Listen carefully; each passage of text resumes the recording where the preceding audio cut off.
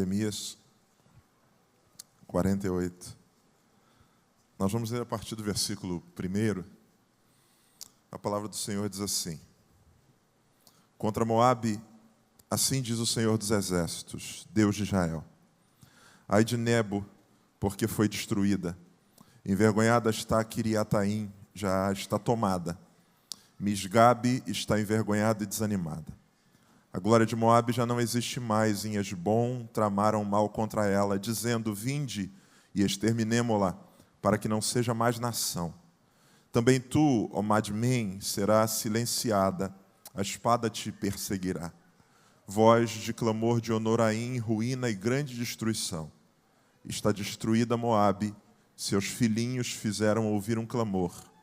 Porque pela subida de Luite eles irão com choro contínuo. Porque na descida de Honoraim, os adversários de Moabe ouviram as angústias do grito de destruição. Fugi, salvai a vossa vida, sede como arbusto no deserto. Porque por causa da tua confiança nas tuas obras e nos teus tesouros, também tu serás tomada. Quemosh sairá para o cativeiro, os teus sacerdotes e os seus príncipes juntamente, porque virá o destruidor sobre cada uma das cidades, e nenhuma cidade escapará. Permanecerá o vale e destruir-se-á a campina, porque o Senhor o disse. Dai asas a Moabe, porque voando sairá. As suas cidades se tornarão em assolação e ninguém morará nelas. Maldito aquele que fizer a obra do Senhor relaxadamente. Maldito aquele que retém a sua espada do sangue. Moabe esteve despreocupado desde a sua mocidade. Repousou nas fezes do seu vinho, e não foi mudado de vasilha para vasilha, nem foi para o cativeiro. Por isso se conservou o seu sabor, e o seu cheiro não se alterou. Portanto, eis que dias vêm, diz o Senhor, em que lhe enviarei derramadores, que o derramarão, e despejarão as suas vasilhas, e romperão os seus odres. Amém. Você pode sentar-se, queridos.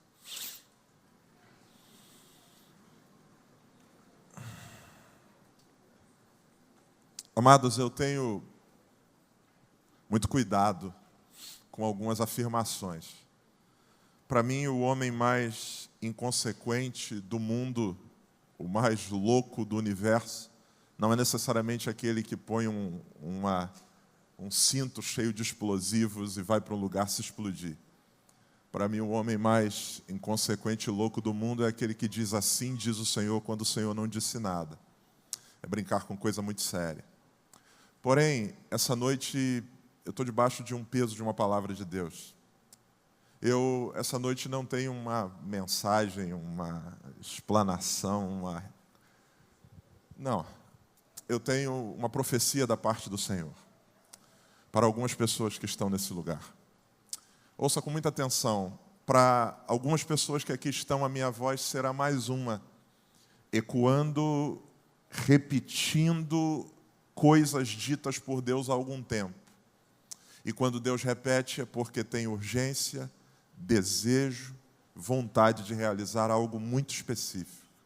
Então eu queria pedir a sua atenção, com temor e tremor, para que a gente olhe para esse texto e a gente seja tratado pelo Senhor essa noite a respeito de uma determinada circunstância. A gente está há 5 reuniões vendo essa imagem aqui, de um pai tomando um filho nas mãos. E essa segurança de um filho que entrega a mão ao pai e, enquanto caminha, olha para ele, crendo que ele tem o destino, crendo que ele tem força para sustentá-lo, crendo que ele o guardará do perigo e crendo que ele o conduzirá ao lugar devido, é algo que deve estar muito presente em nós. Vivemos um mundo de desconfiança. Vivemos num tempo de suspensão. A todo momento, principalmente no Brasil, a gente está em estado de alerta, esperando que a gente seja de alguma maneira passado para trás, surpreendido por alguma coisa que não é muito boa. A gente desconfia de tudo. A gente sabe que no nosso país o grátis não é tão grátis assim, tem alguma coisa embutida.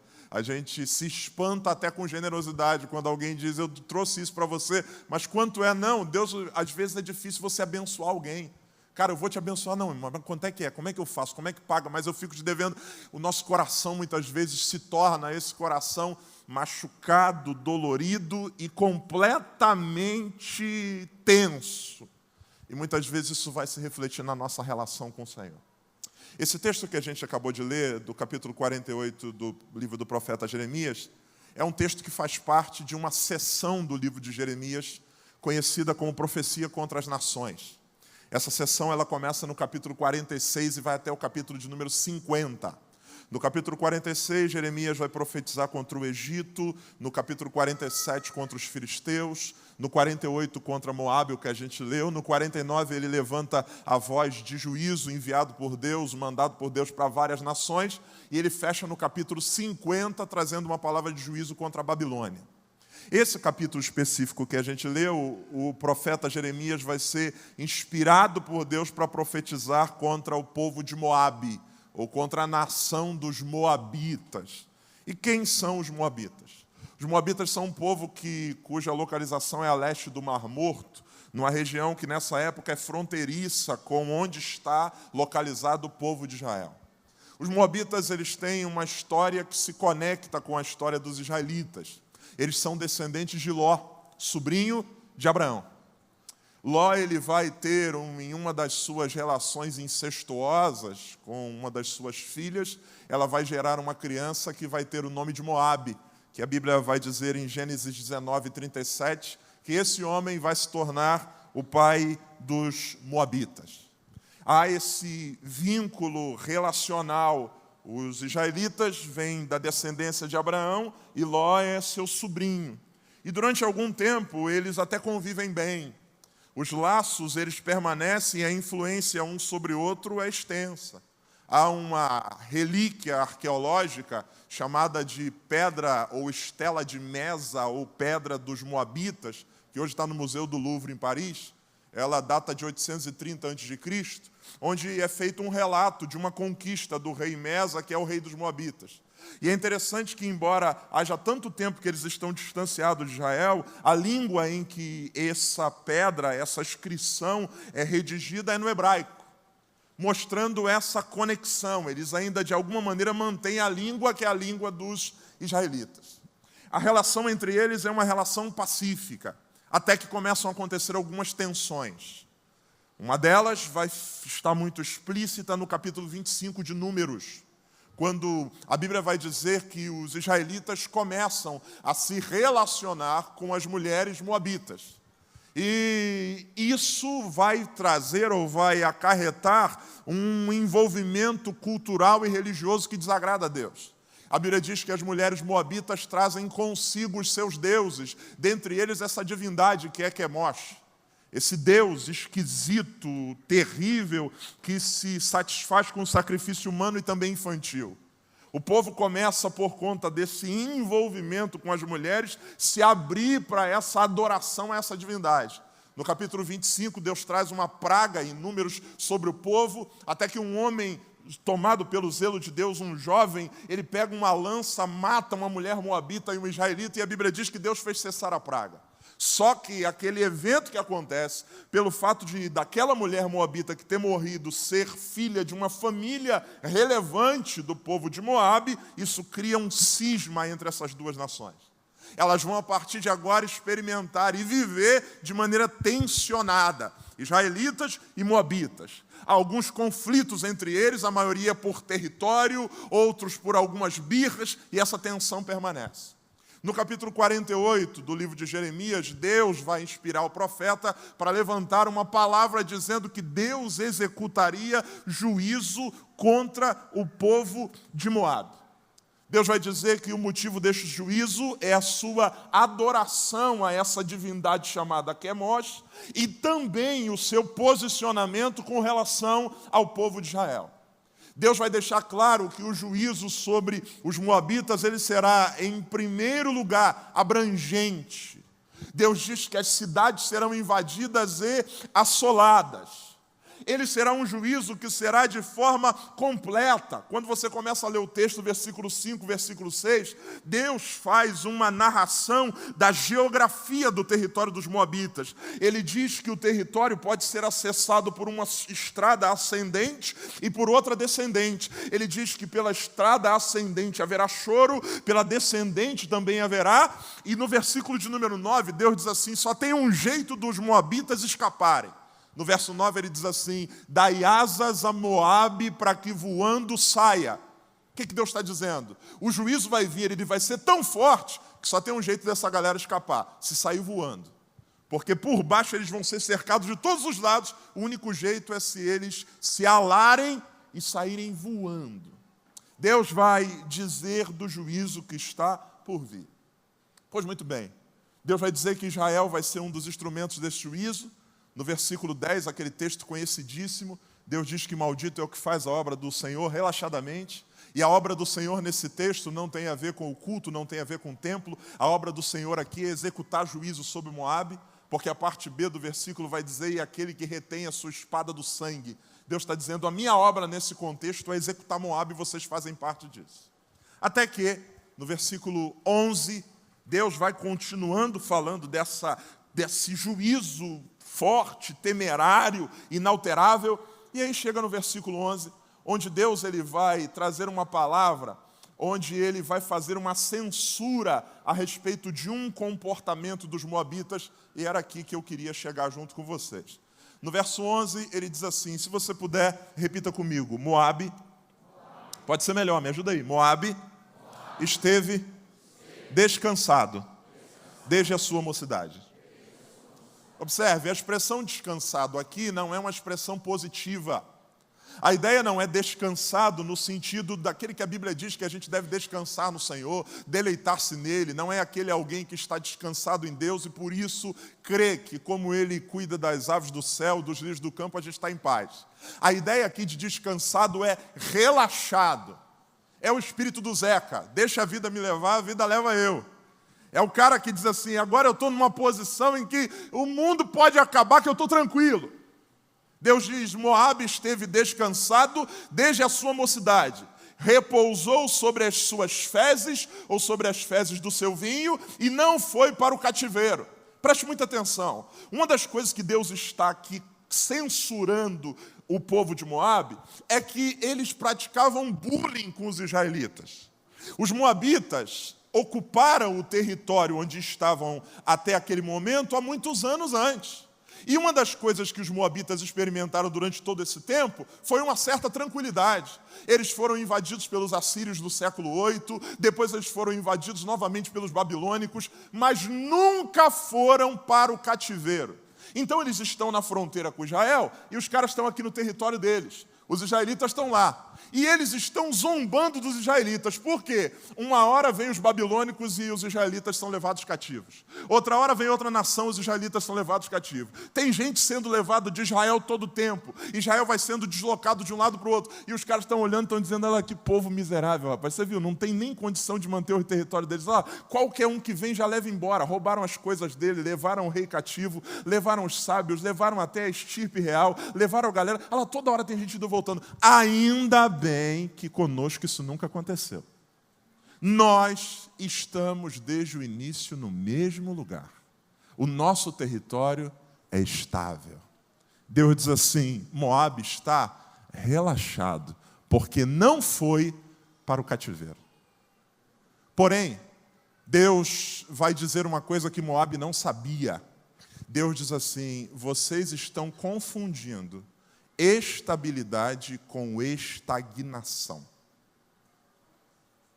O que vocês acham que é estabilidade, na verdade, é estagnação. O fato de estar todo o tempo no mesmo lugar não é sinônimo de estabilidade. Muito pelo contrário. Deus vai usar uma metáfora no final do texto, dizendo assim, o seu cheiro continua o mesmo e o seu sabor não se alterou. Deus está dizendo, os anos passam e quem vê Moabe o vê no mesmo lugar. Isso é bom, mas o vê do mesmo jeito.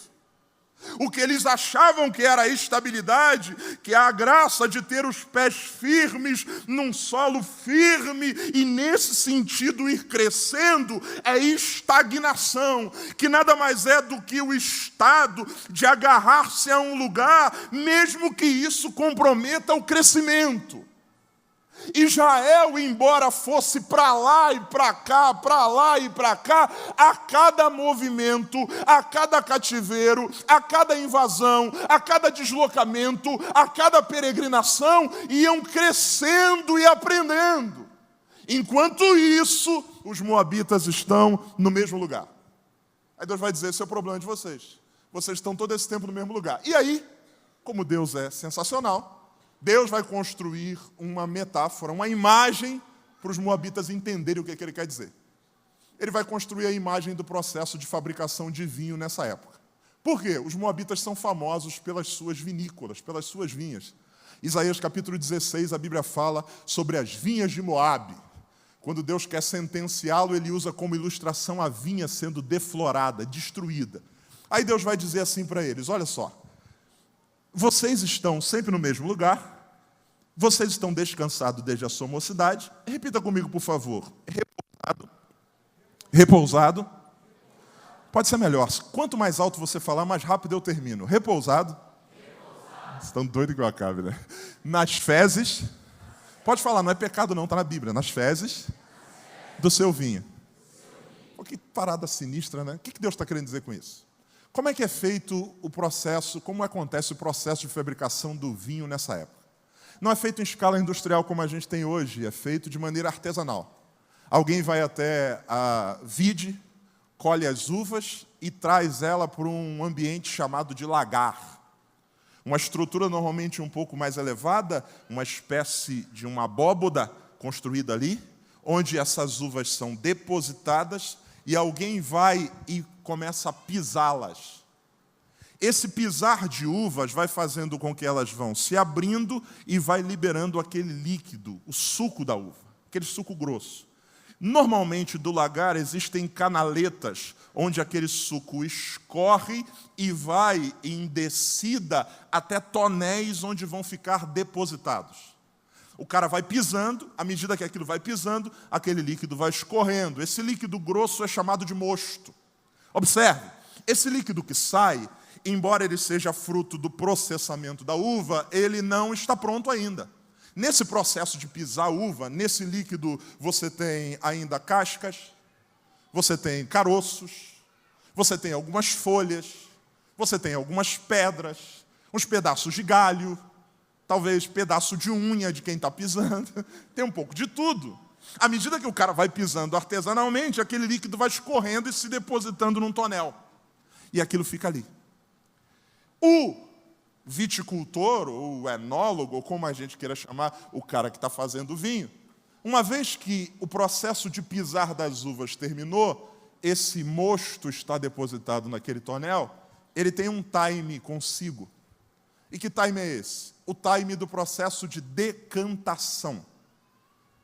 Aquele, com o tempo, as partículas mais pesadas vão descendo para o fundo do tonel. Vão se acumulando embaixo. Cascas, folhas, caroços, vão descendo. Ele, por experiência, sabe o tempo. Quando chega o tempo em que a decantação aconteceu, ele vai realizar um processo chamado de transfega, onde ele vai, ou com um caneco grande, com uma haste, por cima do tonel, tirando o líquido e jogando para outra vasilha, ou ele vai medir aonde estão as impurezas, coloca um pouco acima uma torneira, abre, o líquido sai e aquela borra fica. Essa borra, esse conjunto de folhas, cascas, caroços e etc., é chamado de fezes do vinho. Os excrementos. Aquilo que não deve fazer parte do vinho que eu quero produzir. Deus está dizendo para Moabe o seguinte: o problema de vocês é que vocês não foram mudados de vasilha para vasilha. O que Deus está condenando em Moabe é o fechamento para a mudança. Deus está dizendo, quem não muda, não muda. Quem não muda, permanece igual. E porque vocês não mudaram, o sabor é o mesmo e o cheiro igual. Eu não entendo nada de vinho. Só tem uma coisa que eu ouço e acredito que isso é senso comum. Vinho bom, normalmente é vinho velho. Conforme o tempo vai passando, se aquilo foi feito e armazenado da maneira correta, estava vendo esses dias uma reportagem, uma garrafa de vinho que custa $10 mil. Meu Deus do céu, o que tem aí dentro? O Jeová líquido. $10 mil. Porque é da safra de Guaraná de rolha, desde aquela época. Deus está dizendo assim, sabe qual é o problema de Moabe? O problema de Moabe é esse. 1998. Vamos provar Moabe? Vamos. Estranho, um ranço, um gosto esquisito. Vamos deixar descansar um pouco mais? Vamos. 1999. Vamos provar Moabe? Vamos. Mesmo gosto, mesmo sabor. 2005. Vamos provar Moabe? Vamos. Mesmo gosto, mesmo sabor. Quem não muda, não muda. Porque vocês não mudaram. O tempo passa e vocês continuam exatamente iguais. Você conhece gente que há décadas reclama das mesmas coisas? Agora vai. Gente que a gente só sabe sobre o que ele vai falar. A gente diz assim, ele vai chegar, a gente vai começar o assunto, depois ele vai reclamar do emprego dele, tu vai ver só. Aí o cara chega, e aí, cara, como é que tá? Tudo bem? Tudo bom? Correria, correria. Cara, correria, aquela empresa lá. E aí, muitas vezes a gente, na tolice do nosso coração, faz a pergunta, por que que você não sai de lá? Daqui não saio, daqui ninguém me tira. Tá ruim, mas tá bom. Tá ruim, mas eu não quero ser mudado. E quem não muda, não muda. Deus está dizendo para Moabe, o problema de vocês é que vocês não se abriram para a mudança. E aí existem algumas coisas importantes a serem consideradas sobre o processo de mudança. Número 1, todo espaço tem um limite. A primeira vasilha onde o vinho é colocado, ela é interessante. Ela é bacana, ela é o primeiro ambiente para onde essas uvas foram enviadas, ela é legal, só que há um limite para elas. Permanecer mais tempo num lugar do que o devido compromete o resultado final. Existem pessoas que não entenderam que existe limite. Limite. Existem pessoas que estão se achatando para permanecer em lugares onde não lhe cabe mais. Eu tenho um filho que ontem estava fazendo bagunça aí na igreja. José, tem 4 anos de idade. José nasceu, a gente comprou um berço para ele. Eu não sabia como é que esse negócio de berço é caro. Compramos um para ele. Caro pra caramba. O berço do José era sensacional, porque ele dava para nós, como pais, uma segurança fora do normal. A gente colocava ele dentro do berço e sabia que dali ele não ia sair. Ele foi crescendo, a gente foi descendo o berço, e ele está ali dentro. O berço virava um cercadinho, ele ficava lá, Só tem um problema. Como pais, a gente foi percebendo que chegou um momento em que o berço não cabia mais ele. Uma noite, ele chorando de madrugada, quando eu fui lá, ele estava com a perna enroscada entre as 2 grades. Falei, Camidinha, a gente precisa trocar esse troço. Vamos comprar uma cama. E aí compramos a cama. A cama é maravilhosa, só tem um problema. Ela é desafiadora.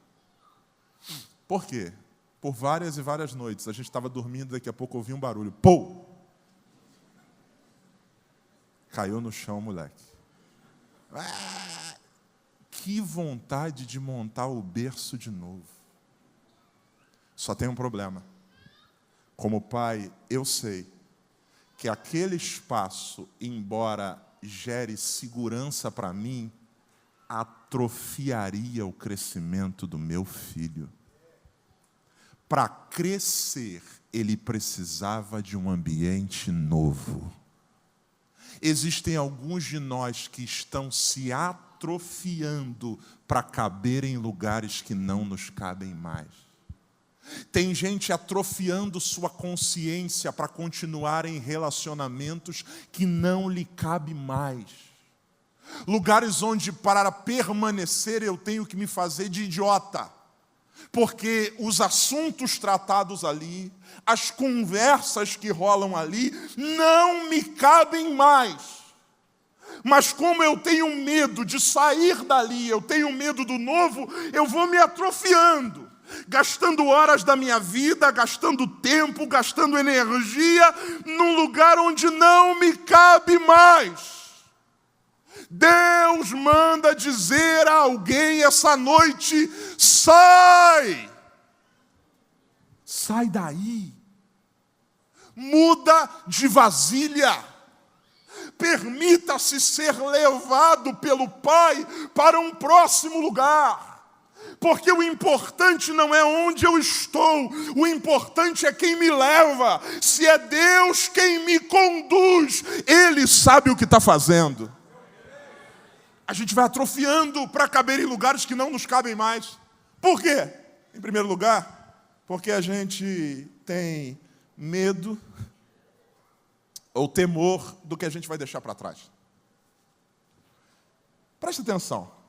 A uva não é uma fruta de unidade única. A uva nasce em cacho. A uva é... Eu não consigo... Qual é o termo botânico para... Não sei. É um cacho.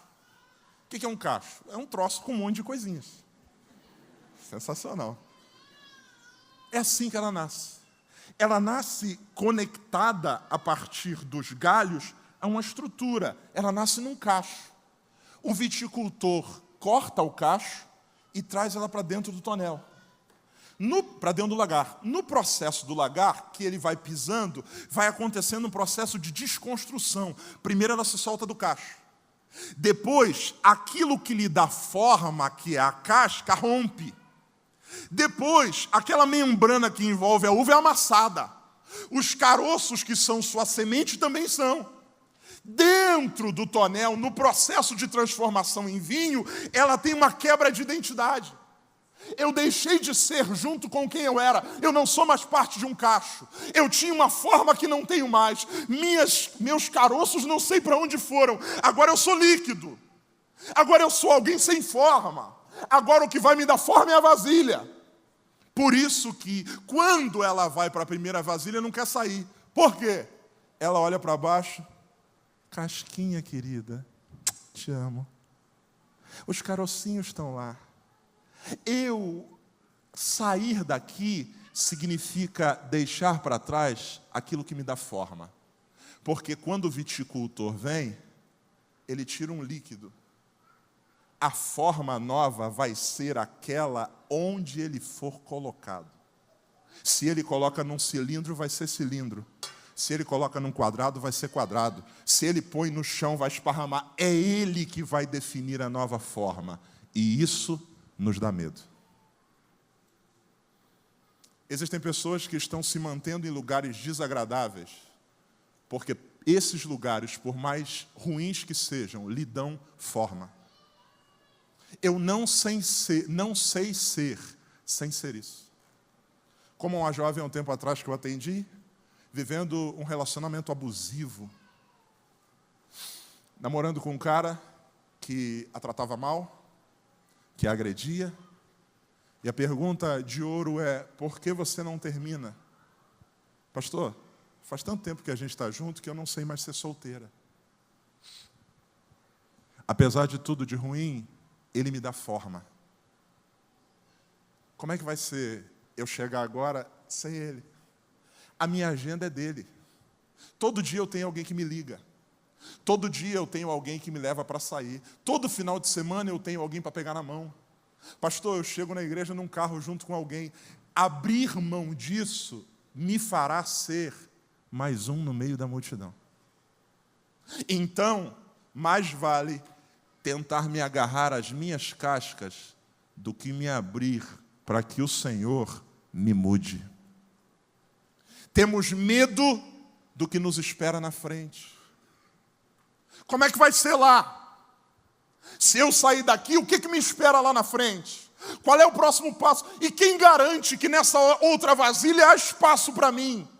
E quem garante que nesse novo espaço há um lugar onde eu possa permanecer?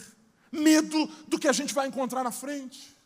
Existem pessoas que estão tolhindo o seu potencial. Existem jovens que estão deixando de crescer porque estão agarrados a coisas, a lugares, a espaços, a relações, enquanto Deus está chamando para mudança. Mas o medo do que tem na frente faz a gente temer. O que vai ser lá, cara? Amado, deixa eu dizer uma coisa para você, repetir uma frase que eu já disse: o importante não é para onde eu vou, o importante é quem me leva. Se é o Senhor quem está me mudando, lembre-se, quando Ele tira alguma coisa de mim, o resultado é agregar valor. Quanto é que custa 1 quilo de uva? Aqui é barato, né? Vocês estão aqui mais no sul do que eu. R$1.000 1 quilo de uva? R$100? R$20? Dezão? Hã? Sei lá, né? 10, 20. Vamos botar a cotação alta, bandeira 2. R$30 1 quilo de uva. Quanto é que custa um bom vinho? A perda da estrutura agrega valor. Uma caixa de uva é vendida em qualquer esquina. Uma garrafa de vinho bom é resultado de um trabalho que vai sendo agregado. Muitas vezes temos medo do que vamos deixar para trás, quando nos esquecemos que se é o Senhor que está nos levando, a gente vai ganhar valor nas suas mãos. O vinho novo é melhor. Você lembra de José? José é um garoto mimado, o caçula até então de uma família de 11 irmãos e uma irmã. Um garoto de recados que vai ver o que está acontecendo para trazer notícia para o seu pai. Um dia Deus, por uma circunstância, o arranca do cacho. O arranca, tira dele a capa. Ele passa a ser um líquido qualquer. Ele vai para o Egito para ser escravo. 17 ou 13 anos se passam. Quando os irmãos chegam, a Bíblia diz assim: eles não o reconheceram. Por que eles não reconheceram José? Porque ele era coisa nova de Deus. Ele reconheceu os irmãos, porque os irmãos eram os mesmos. Os irmãos estavam nas mesmas discussões, os irmãos estavam no mesmo problema, arrumaram problemas mais sérios depois que ele foi embora. Agora ele era irreconhecível. Ele tem outro nome, ele tem outra história, ele tem uma nova família, ele tem um legado, ele tem um anel, ele tem um trono, ele tem uma cadeira. E quando os irmãos chegam para ele e dizem assim: José, nos perdoa pelo que a gente fez, ele diz assim: perdoar? Muito obrigado, vocês foram instrumentos, foi Deus que me trouxe para cá. Mudanças. Se abra para mudanças de Deus. Porque se a gente não é mudado no tempo de Deus, a gente pode ser derramado. Olha o que diz o versículo 12. Eis que vem dias, diz o Senhor, em que lhe enviarei derramadores que o derramarão. Ser mudado é uma coisa, ser derramado é outra. Na mudança há controle, na mudança há ritmo, na mudança há contenção de danos, na mudança o objetivo é preservar. Quando Deus muda, quando o viticultor vem, ele vai com cuidado querendo salvar o máximo do líquido. Deus diz assim: como eles não mudaram no tempo certo, eu vou ter que derramá-los. E no derrame é o contrário. Se na mudança o objetivo é conter danos, no derrame o negócio é fazer o circo pegar fogo. Derramar isso aqui, ó. Vou fazer isso não. Se eu derramar esse copo de água aqui, imediatamente 10 irmãos vierem, cada um com um pano, uma toalha, uma esponja, cabelo, tudo que for possível, secarem o chão e depois todos eles torcerem o material que usaram aqui dentro desse copo. Eu garanto a vocês, nós nunca mais chegaremos nesse nível. Uma parte do líquido ficará no chão, uma parte do líquido vai ficar impregnado no pano, por mais que a gente torça, uma parte do líquido evapora. No derrame sempre há perdas. Quem não se abre para ser mudado pode ser derramado. Existem pessoas que não discerniram o tempo da mudança de Deus e por isso sofreram derrames. E aí a coisa é muito séria. Eu atendi há um tempo atrás um rapaz na igreja, primeiro a esposa. Pastor, meu marido, problema, eu tinha feito o casamento deles. Meu marido tem uma série de manias, uma série de coisas que não são legais.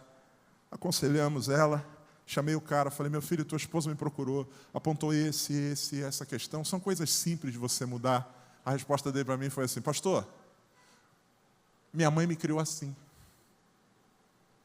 Pastor, na minha casa meu pai era assim. Se ela quiser que mude, me aceite como eu sou. Falei, cara, são coisas simples, cara. Muda. Nasci assim, cresci assim, você sempre assim, sempre Gabriela. Amém. Amém. Vai fazer o quê? O cara vai para casa. Amém, amém, amém. Ok. Alguns dias depois, em casa o telefone toca, 11 horas da noite. Pastor, me socorre. O abençoado. O que foi, meu filho? Pastor, acabei de chegar da faculdade. Falei, e o que tem? Tá com dificuldade da prova? Agora, pastor, cheguei em casa. Quando eu entrei em casa, a casa está vazia. O guarda-roupa da esposa não tem mais as roupas. Liguei para ela, não atende. Liguei para a mãe, ela está na casa da mãe, disse que não quer falar comigo. Pastor, me ajuda, pelo amor de Deus. Ela disse que não volta mais. Quem não muda pode ser derramado. Se a gente não se abre para mudanças no tempo de Deus, a gente pode ser surpreendidos por avalanches. E nessas avalanches sempre há perdas. Como eu disse a vocês, essa é uma palavra profética. Para a gente que está aqui, já há algum tempo Deus está sinalizando para você que é hora de mudanças. Mudanças relacionais, mudanças estruturais, mudanças de ambiente, mudanças de lugares. Só que o medo seu tem feito você se agarrar. E tal como Moabe, você tem se orgulhado da sua falsa estabilidade. Deus está dizendo para você, isso não é estabilidade, isso é estagnação. Porque o que o povo de Moabe não conseguia enxergar é que aquela galera que andava para cima e para baixo, uma hora vai para cá, outra hora vai para lá, uma hora vai para cá, outra hora vai para lá, há uma mão os movendo. Era Deus quem os levava e Deus quem os trazia. Era Deus que os levava e não deixava eles serem consumidos e os trazia de volta. É a mesma mão que tira Abraão do meio de um clã e diz assim, vai. E para onde eu vou? Vai para uma terra que eu vou te mostrar. E aquele cara vai andando e quem olha diz, lá vai um nômade. Um cara que com o passar do tempo está perdendo, só que enquanto ele ia, Deus ia o acumulando de bênçãos, de riqueza, de prosperidade, de filho, de história. A estabilidade de Abraão estava em estar disponível para as mudanças de Deus. Para onde Deus quer levar você, meu filho? Para o que Deus está te chamando? Não tema. Ele diz por meio de um dos seus profetas, eu irei adiante de ti. Quando a gente chega lá, Deus já está. O Senhor vai na nossa frente, preparando realidades, preparando estrutura. Ele vai criando e pensando para nós uma vasilha perfeita. A gente olha e diz assim, aqui não me cabe, mas Deus sabe exatamente onde eu preciso estar. Eu experimentei há 7 anos atrás uma mudança brusca na minha vida. Eu e minha esposa, morando no Rio de Janeiro, nossa vida estabilizada, ao nosso ver, as coisas caminhando. Deus diz para nós, eu quero que vocês vão para Londrina, no Paraná. Eu falei, você está de brincadeira, Senhor? Você está falando sério? Sério. Começamos um propósito de oração. E o problema de orar é que Deus responde. Você começa a orar e Deus vai respondendo, vai falando. Eu fiz igual o Gideão, fiz um monte de prova, tudo que você possa imaginar de prova eu fiz com Deus para saber se era para mudar. Uma das provas eu falei assim, vou falar com a minha mãe, cara. Minha mãe é muito apegada a mim, minha mãe é aquela mãe encarnacional, apaixonada. Cheguei em casa um dia, mãe, preciso falar com a senhora. Ela diz assim, Deus já falou comigo. Falei, o que Deus falou? Deus falou que você vai casar e você vai embora daqui e vai morar no Paraná. Eu falei, meu Deus do céu, tem misericórdia de mim. Falei com Deus, então tá bom, eu vou embora, mas eu vou daqui a 6 meses, eu preciso alugar uma casa para eu morar aqui enquanto eu não mudo. Falei, se for o Senhor, no dia seguinte uma mulher bate na minha porta. Diz assim, Jorge, você está querendo alugar uma casa? Eu falei, quem te contou? Não sei, eu ouvi em algum lugar. Eu falei, meu Deus do céu, mas como é que faz tua casa? Não, tem uma casa para alugar para você. Aí na minha cabeça eu falei assim, pô, como eu vou me mudar, não adianta eu comprar móvel. Não vai dar certo. Fui lá na casa, quando a mulher abre a porta da casa que eu entro, a casa inteira mobiliada. Geladeira, fogão, televisão, máquina de lavar. Eu falei para esses móveis aqui, não, eu vou deixar ela mobiliada para você. Falei, mas tem um problema, não tem como assinar contrato. Não precisa assinar contrato. Eu estou deixando para você morar até quando você quiser. Falei, tá de brincadeira? Falei, tá bom, mas para eu mudar para Londrina tem que levar. Tem pouca coisa, mas preciso fazer uma mudança. Liguei o pessoal de Londrina, falei, faz uma cotação aí de mudança. O cara me ligaram, Jorge, 8 mil reais para trazer as tuas coisas. Falei, aí impedimento. Cota pelo Rio, 5 mil reais. Caramba, falei, agora senhor, não é não. Relaxei, dia seguinte o telefone toca. Um amigo meu disse, Jorge, você lembra do pastor Eber, de Jandira, interior de São Paulo? Falei, lembro, tinha pregado na igreja dele uns anos atrás, ele está doido querendo falar contigo. Liga para ele, o telefone dele é esse. Liguei, pastor Eber, tudo bem? Tudo bom? O senhor quer falar comigo? Quero, meu filho, preciso muito falar contigo. Pastor, só uma coisa, eu estou com a agenda fechada, eu estou no processo. Não quero falar de agenda, eu sou dono de uma transportadora. Transportadora de quê? Eu soube que você está se mudando. Eu falei, que Deus fofoqueiro, contou para todo mundo. Deus falou para todo mundo que eu estou me mudando. Meu filho, eu vou levar a tua mudança. Amém. Deus vai na nossa frente. Se é Ele que está te convidando a mudar, se abra. Diga, Senhor, seja feita a tua vontade. Porque eu sei que se é o Senhor que está levando, o Senhor vai tirar só o necessário. Aquelas cascas, aqueles caroços, aquilo que não é mais meu, o Senhor vai tirar. Sabe por quê? Porque nós muitas vezes somos afetados por um problema. A gente acredita que o momento da mudança é um momento ruim. Muitas vezes o momento da mudança é um momento bom. No processo de decantação, a hora que tudo foi para o seu lugar, é a hora de tirar o vinho. Por quê? Senão, o problema que foi resolvido vira problema outra vez. Se o vinho não sai na hora certa, as cascas, os caroços e as folhas começam a apodrecer. E aquilo que era solução vira problema. E aí você compromete o sabor de vez. Tem gente que diz assim, mas agora que está tudo certo, é hora de mudar? Sim. Eu tinha um carro, uma bênção, até que começou a dar problema. Entrou um demônio nele.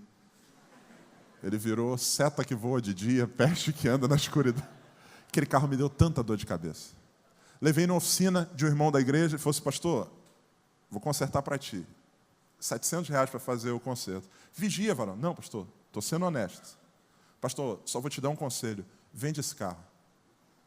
Vou consertar, para o teu uso esse carro não dá certo. Você roda muito. Para alguém que vai rodar dentro da cidade é mais fácil. Vende. Falei, beleza. Fechou. Me ligou, o carro está pronto. Peguei o carro. Quando eu entrei no carro, liguei, comecei a andar, estava redondinho, pastor. Aí eu falei assim, cara, gastei 700 reais, cara. Eu não vou vender, não. Eu tenho que desfrutar os 700 reais que eu gastei. Aí comecei a andar com o carro. Deu pau. Tive que vir guinchado 400 quilômetros de uma cidade que eu estava. O cara parou o guincho na porta da oficina dele e falou assim, pastor, te falei. Falei, olha de novo aí. Pastor, agora é 2 mil. 2 mil? 2 mil. Pastor, eu vou te dar um conselho, vende. Falei, não, conserta aí. Quando ele me entregou o carro, que eu entrei, que eu liguei o carro, o ar gelando. Eu falei, eu gastei 2 mil, eu não posso vender esse carro. Mas aí minha esposa estava do lado e falou, vai vender sim.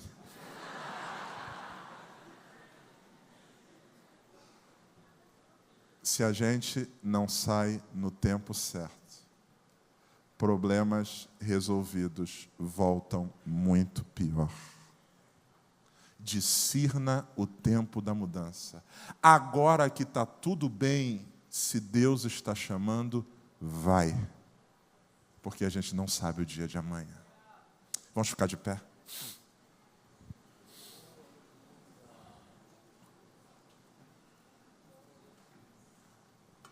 Deixa o Pai levar você. Deixa o Pai te tomar pela mão. Deixa o Pai levar você para onde Ele quiser. Deixa o Pai te conduzir para a próxima vasilha. Deixa o Pai te levar pelo caminho que Ele deseja. Porque se é Ele que está te levando, vai dar tudo certo em nome de Jesus. Se Deus falou com você, pastor, essa palavra foi para mim. Eu quero dizer hoje a Deus, eu ouvi a tua voz. Cumpra-se em mim a tua vontade. Eu quero convidar você para sair do seu lugar. Eu quero orar por você em nome de Jesus. Você que Deus já tem falado há algum tempo sobre mudança. Deus já tem falado há algum tempo sobre mudanças em diversas áreas da vida, mas você tem se agarrado, você tem se segurado, porque por mais desagradável que seja, o medo do que está na frente nos faz fincar os pés no chão. A tua estabilidade não está na empresa que você trabalha. A tua estabilidade não está em quem te patrocina. A tua estabilidade está no teu Deus. Se é Ele que te leva, creia, você vai ganhar valor. O tempo passa e a gente vai se tornando irreconhecível por causa das mudanças que Deus fez em nós. Eu não quero ser alguém que, conforme o tempo vai passando, vai remoendo as mesmas amarguras, as mesmas reclamações, os mesmos reme-reme. Não. Eu quero ser alguém que vai sendo melhorado por Deus, como a vereda do justo que vai brilhando, brilhando e brilhando mais, até ser dia perfeito. A Bíblia diz que o nascido do Espírito é como o vento. Ninguém sabe para onde vai, nem para onde vem. É Deus que o conduz. É Deus quem o leva, é Deus quem o sopra. E a cada nova mudança a gente vai melhorando para a glória de Deus. Vamos orar? Coloque-se diante do Senhor. Se renda ao Senhor. Se renda ao Senhor. Sai desse berço, se lança aos desafios de Deus, sai desse cercadinho, caminha pegando na mão do Pai e deixa Ele te guiar. O que vai ser lá, pastor? Eu não sei, o importante é quem me leva. Eu, o Senhor, irei adiante de ti e despedaçarei os ferrolhos de ferro e quebrarei as portas de bronze. Atrás de ti ouvirás uma voz dizendo: esse é o caminho, andai nele. É isso que importa. Ele guia-me mansamente às águas tranquilas por amor de seu nome. E ainda que eu ande pelo vale da sombra da morte, eu não temerei mal algum, porque tu estás comigo, a tua vara e o teu cajado me consolam. Tem uma mesa preparada na presença dos meus inimigos. Ele unge a minha cabeça com óleo e o meu cálice transborda. Independente de onde eu for, eu tenho dois seguranças: bondade e misericórdia me seguirão todos os dias da minha vida. Se é o Senhor que me leva, eu posso descansar. Eu quero te encontrar daqui a algum tempo e ver você melhor para a glória de Deus. Que quem olhar para você diga: cara, você está diferente. Amadureceu, cresceu, mudou, revitalizou. E você vai dizer: foi a mudança de Deus em mim. Pai querido, em nome de Jesus, essa noite eu quero orar pelos meus irmãos que estão aqui na frente desse altar. Eu não os conheço, eu não sei quem são, eu não conheço a história, a vida. Alguns eu estou vendo, Senhor, pela primeira vez esse final de semana. Mas o Senhor conhece por dentro e por fora. O Senhor sabe onde eles estão e onde eles deveriam estar. Senhor, alguns deles estão na mesma vasilha há muito tempo. Deus, o Senhor essa noite está nos convidando para mudanças. O Senhor está nos convidando para irmos para um novo tempo, um novo lugar, ó Deus. Muda-nos, Senhor. A gente se abre para a Tua mudança. Nós queremos te dizer, seja feita a Tua vontade, assim na terra como no céu, Deus. Porque eu quero ser vinho novo para a glória de Deus. Eu quero melhorar, eu quero oxigenar, eu quero ganhar nova vida. Eu quero, Deus, viver tudo o que Tu tens para mim, Senhor. Em nome de Jesus, eu não quero me agarrar às minhas cascas.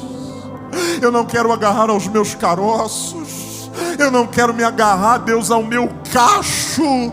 Não, Deus. Eu quero que a minha forma seja definida por Ti, aonde o Senhor quer me conduzir.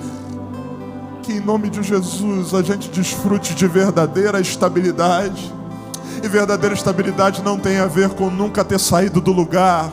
Verdadeira estabilidade tem a ver com ser conduzido por Deus na sua vontade.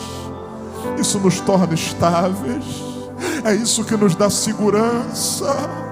É isso que nos dá garantia de sucesso. Que nenhum de nós seja derramado, mas que no tempo certo a gente se permita ser levado pelo Senhor para onde o Senhor quiser. Seja feita a Tua vontade, em nome de Jesus.